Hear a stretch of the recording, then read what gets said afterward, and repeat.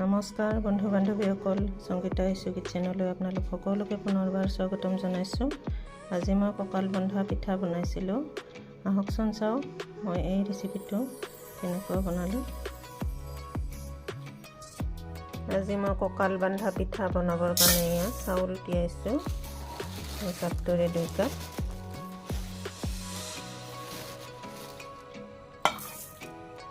এইখিনি তিয়াই থৈ দিম মই। তাৰপিছত ধুনীয়াকৈ পিচি এইখিনি পিছত বনাবৰ কাৰণে মই ৰেডি কৰি ল'ম। এয়া মই কেৰাহী গৰম কৰি লৈছোঁ পিঠা বনোৱাৰ কাৰণে। তিলখিনি মই ভাজি ল'ম প্ৰথমে। একদম কমকৈ মই বনাই দেখুৱাইছোঁ। পিঠা বহুত কম হ'ব, সেইকাৰণে মই তিলখিনিও কমকৈ লৈছোঁ। এইখিনি ভাজি ভালদৰে মিক্সাৰত পিচি ল'ম। এয়া তিলখিনি ফুটিব ধৰিছে আৰু ইয়াৰ পৰা ধুনীয়া তিলৰ গোন্ধটো আহিছে। তেতিয়ালৈকে ভাজিব লাগে, নহ'লে ইয়াৰ আচল সোৱাদটো নলয়। এয়া মোৰ তিল ভাজি হৈ গ'ল। তিলখিনি ঠাণ্ডা হ'ব দিছোঁ মই, আৰু এইফালে মই পিঠাগুড়িখিনি জোখমতে নিমখ দি মই ধুনীয়াকৈ পানী দি মাৰি ল'ম।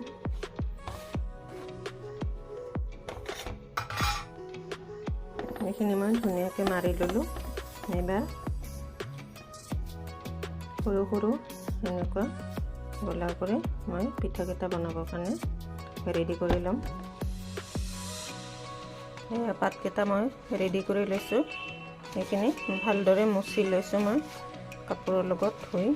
এবাৰ জুইত শিকিম। এয়া পাতকেইটা মই জুইত শিকি ল'ম, যাতে ফাটি নাযায়।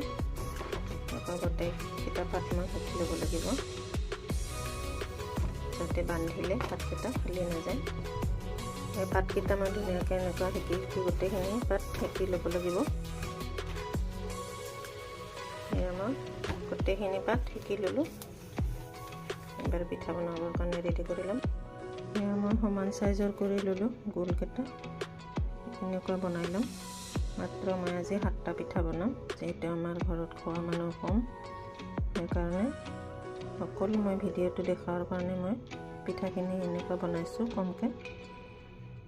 এয়া পিঠাকেইটা মই লৈছোঁ, পাতত লৈ এনেকুৱা তিলখিনি ওপৰত দিলোঁ।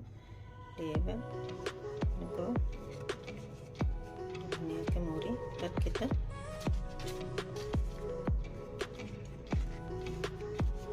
বান্ধি ল'ম।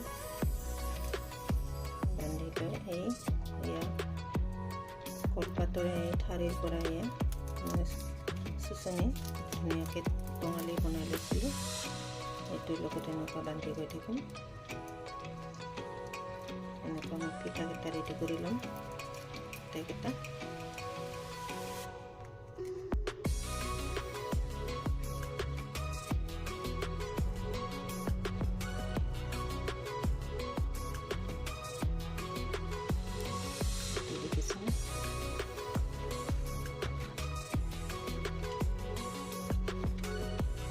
জুইত ধুনীয়াকৈ শিকি লোৱাৰ কাৰণে কি ধুনীয়া ঢিলা হৈছে, ফাটি নাযায়। ধুনীয়াকৈ ধুই মই জুইত শিকি লৈছিলোঁ। পিঠাগুড়িখিনি পিচাখিনি নেদেখুৱালোঁ। আমাৰ গোটেইকেইটা পিঠা বনোৱা হৈ গ'ল। এইখিনিয়ে মই আজি বনাই লৈছোঁ। আপোনালোকে এই তিলৰ ঠাইত নাৰিকলো দিব পাৰে। মই আজি তিলেই দিছোঁ, গোটেইকেইটা তিল দিয়ে বনাম। এয়া মই পানী গৰম দি ল'লোঁ। পানীখিনি ভালদৰে উতল আহিব দিম। তাৰপিছত পিঠাকেইটা মই ইয়াতে দি দিম। লাষ্টত আৰু এটা মই বনাই দেখুৱালোঁ। এইটো একদম ভালদৰে এনেকুৱা দ কৰি ল'ব লাগে। আগৰকেইটাত মই দেখুওৱা হোৱা নাছিল। এইখিনি দ কৰি ল'লে ইয়াতে তিল অলপ বেছিকৈ ধৰে, তেতিয়া পিঠাটো খাই ভাল লাগে। আপোনালোকে এনেকুৱা কৰি ল'ব। মাজত আঙুলিয়ে দি ভালদৰে সিঁচি অলপ পিঠা যাতে তিলখিনি বেছি ধৰে, সেইটোৰ কাৰণে দ কৰি ল'ব লাগিব। এইটো মই লাষ্টত দেখুৱাৰ কাৰণে বনাই দেখুৱালোঁ। এইটো সৰুকৈ বনালোঁ। তেনেকৈ আপোনালোকে বনাব। এয়া পানীখিনি ধুনীয়াকৈ উতলা হৈছে। এবাৰ মই পিঠাকেইটা ইয়াতে দি দিম।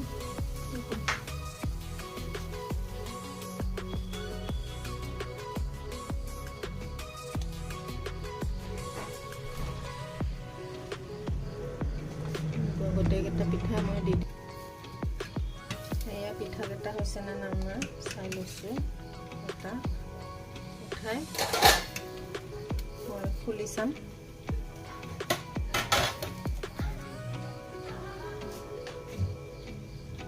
এয়া মোৰ পিঠা ধুনীয়াকৈ হৈ গৈছে। আধা ঘণ্টা মই বনালোঁ।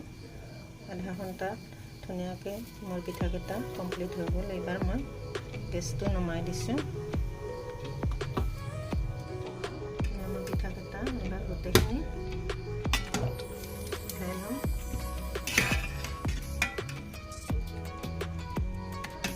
এই পিঠাটো মাজত এনেকুৱা বান্ধি লোৱাৰ কাৰণে আইতাহঁতে কঁকাল বন্ধা পিঠা বুলি কৈছিল। আমিও তেনেকৈ কওঁ। আপোনালোকে কি বুলি কয় জনাব। পিঠাকেইটা মই গোটেইখিনি ওলাই ল'লোঁ। ৰেচিপিটো কঁকাল বান্ধা পিঠা ৰেচিপিটো মই দেখুৱাই ল'লোঁ। আপোনালোকক কেনেকুৱা লাগিলে কমেণ্ট কৰি জনাব। লাইক যদি ভাল লাগিছে তেতিয়াহ'লে লাইক শ্বেয়াৰ কৰিব। লগতে লগৰ বন্ধু বান্ধৱী সকলোৰে লগত মোৰ এই ৰেচিপিটো শ্বেয়াৰ কৰিব। যদি আপোনালোকে প্ৰথম মোৰ ৰেচিপিটো চাই আছে তেতিয়াহ'লে ছাবস্ক্ৰাইব কৰিব। বেল আইকনটো টিপি দিব। মোৰ আহিবলগীয়া নতুন নতুন ৰেচিপিসমূহ আপোনালোকে উপভোগ কৰিব পাৰিব। আজিলৈ আহোঁ। Thank U.